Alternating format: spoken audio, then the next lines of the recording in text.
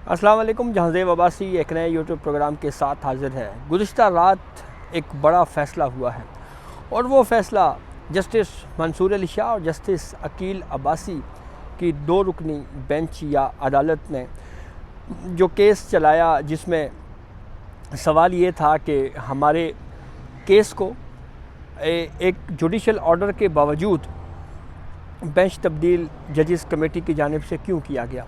इसके ऊपर तवील हेयरिंग हुई और गुज़िश्ता रात इसका फ़ैसला कल दिन को इसका फ़ैसला महफूज किया गया था।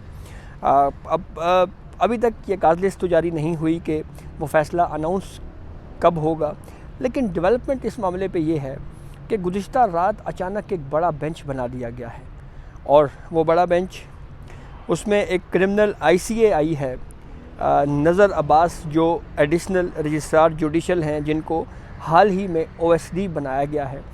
उनकी जानिब से एक क्रिमिनल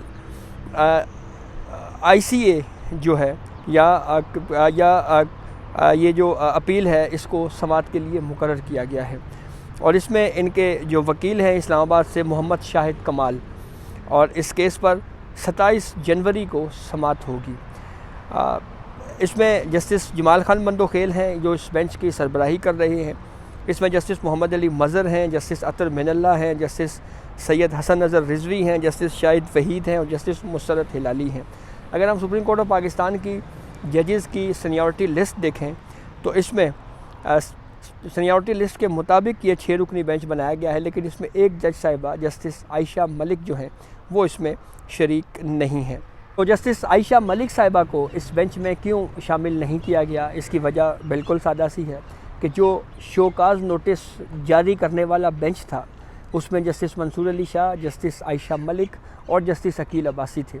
तो जस्टिस आयशा मलिक उस बेंच का हिस्सा थी जिसने शोकाज नोटिस नज़र अब्बास को जारी किया था कि आपने हमारे ऑर्डर की तौहीन की है, तो इसलिए जस्टिस आयशा मलिक साहिबा को शामिल नहीं किया गया। जस्टिस आयशा मलिक के अलावा सीनियरिटी लिस्ट में तरतीब के साथ जस्टिस जमाल खान बंदोखेल से लेकर जो है जस्टिस मुसरत हिलाली तक जो सीनियरिटी लिस्ट में जजेस हैं उनको तरतीब के साथ बेंच तश्कील दिया गया है। कंटेम्प्ट ऑफ कोर्ट के केस में जो शोकाज नोटिस जारी किया गया था नज़र अब्बास को कि आपने हमारे जुडिशल ऑर्डर के बावजूद ये केस समाअत के लिए फ़िक्स नहीं किया, उस मामले के ऊपर ये ICA फ़ाइल हुई है और इसमें जो इंटरम ऑर्डर था शोकाज नोटिस जारी करने का, उसको नज़र अब्बास की जानिब से चैलेंज किया गया है।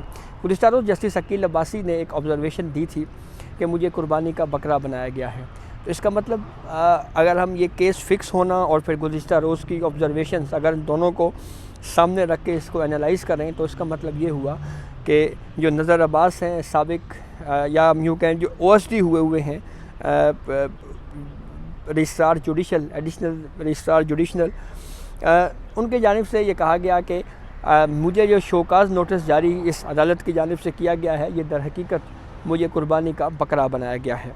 अब ये मामला ख़ासा इंटरेस्टिंग इसलिए है कि अभी केस पर समाअत मुकम्मल हो चुकी, उसका फ़ैसला महफूज हो चुका, लेकिन जो शोकाज नोटिस जारी किया गया था जुडिशल रजिस्ट्रार को, उस इंटरम ऑर्डर के ख़िलाफ़ जो अपील है वो 27 जनवरी को समाअत के लिए मुकर्रर किया गया है।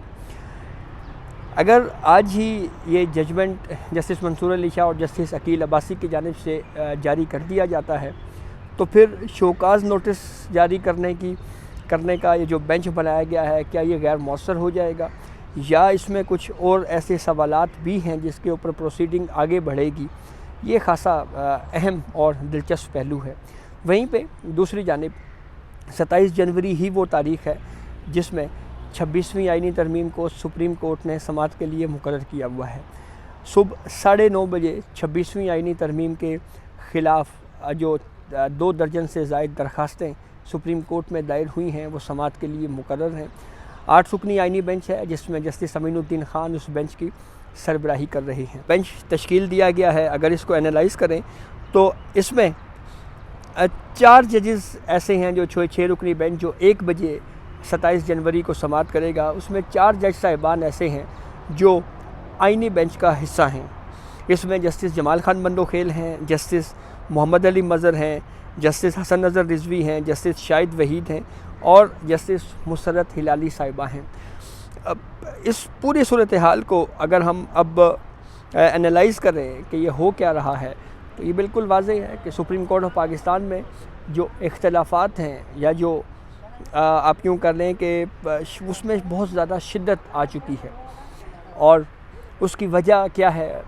بیک گراؤنڈ پھر وہی ہے اس کا کہ جسٹس منصور علی شاہ کی سربراہی میں ایک بینچ نے ایک کسٹم ایکٹ کی کچھ وائریز چیلنج ہوئی تھیں، اس معاملے کے اوپر کیس ان کے سامنے آیا۔ یہ وہی جسٹس منصور علی شاہ صاحب ہیں جن کی سربراہی میں بینچ میں جب کوئی قانونی شکوں کا کوئی کیس ان کے سامنے آتا تو وہ اس کئی کیسز کو آئینی بینچز میں منتقل کر چکے ہیں۔ لیکن اچانک سے جسٹس منصور علی شاہ صاحب کی سربراہی میں بینچ جو ہے وہ ایک سوال اٹھا لیتا ہے، اس بیک گراؤنڈ کے باوجود کہ یہ بینچ پہلے بھی بہت سارے کیسز آئینی بینچ کو منتقل کر چکا ہے۔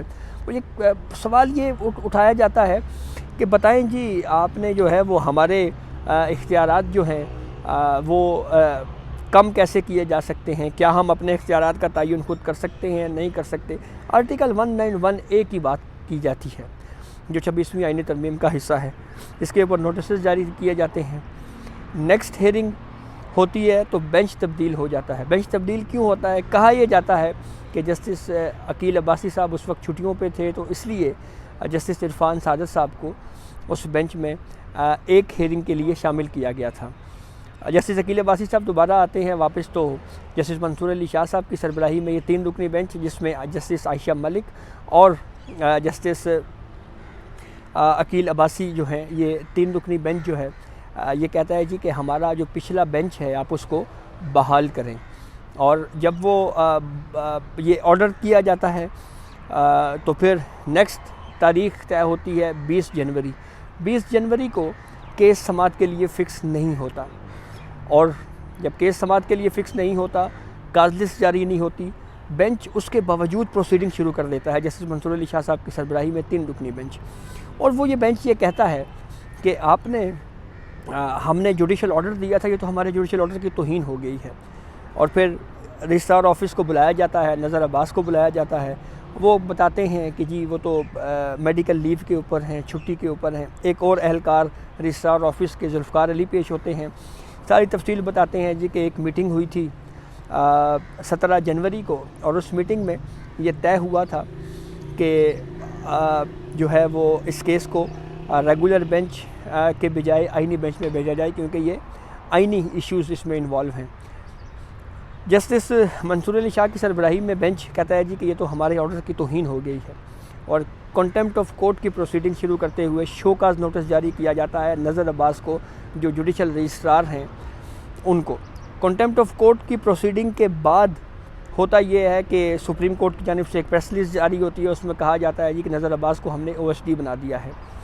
اسی لڑائی میں یا اسی چپکلش کے دوران چیف جسٹس یحییٰ آفریدی صاحب جو ہے وہ جمعے تک چھٹیوں پہ چلے جاتے ہیں۔ جسٹس منصور علی شاہ صاحب بینچ 1 میں بیٹھ کے اس پروسیڈنگ کو، کنٹیمپٹ کی پروسیڈنگ کو آگے بڑھاتے رہتے ہیں، اور ان کے پاس بینچ ہوتا 2 رکنی ہے کہ جسٹس منصور علی شاہ اور جسٹس عقیل عباسی۔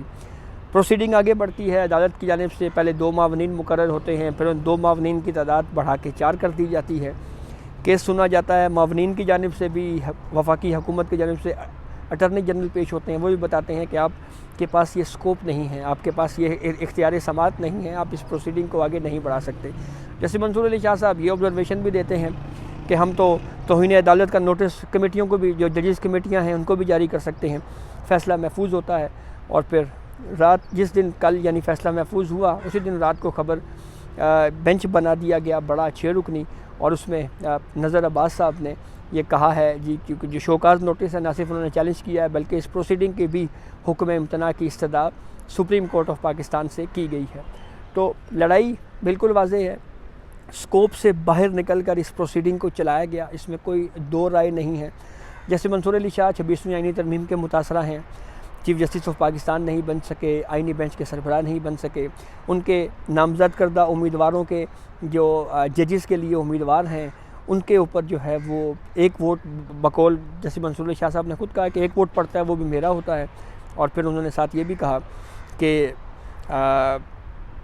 باقیوں کے 11 ووٹ پڑ جاتے ہیں۔ تو بالکل کھلے عام سے اختلافات جو ہیں وہ بڑے عروج کے اوپر ہے، ایک شدت آ چکی ہے، اور اس لڑائی میں الٹیمیٹلی جو ہے وہ دیکھیں کیا نکلتا کیا ہے۔ لیکن بہرحال اس پہ جو چیف جسٹس یحییٰ آفریدی صاحب سے ایک ملاقات میں جب یہ سوال ہوا تھا کہ اختلافات ہیں اس پہ آپ کیا کر رہے ہیں، تو انہوں نے کہا تھا کہ یہ وہ والی صورتحال نہیں ہے جو 3-4 سال پہلے تھی، لیکن اب یہ 3-4 سال پہلے والی صورتحال لگتا ہے کہ واپس آ چکی ہے۔ تو لیٹس سی آج اس معاملے کے اوپر کیا ڈیولپمنٹ ہوتی ہے۔ تو یہ اب تک کی اپڈیٹ تھی جس سے ہم نے آپ کو آگاہ کیا، اپنے فیڈ بیک سے ضرور آگاہ کیجیے گا۔ اجازت دیجیے، اللہ حافظ۔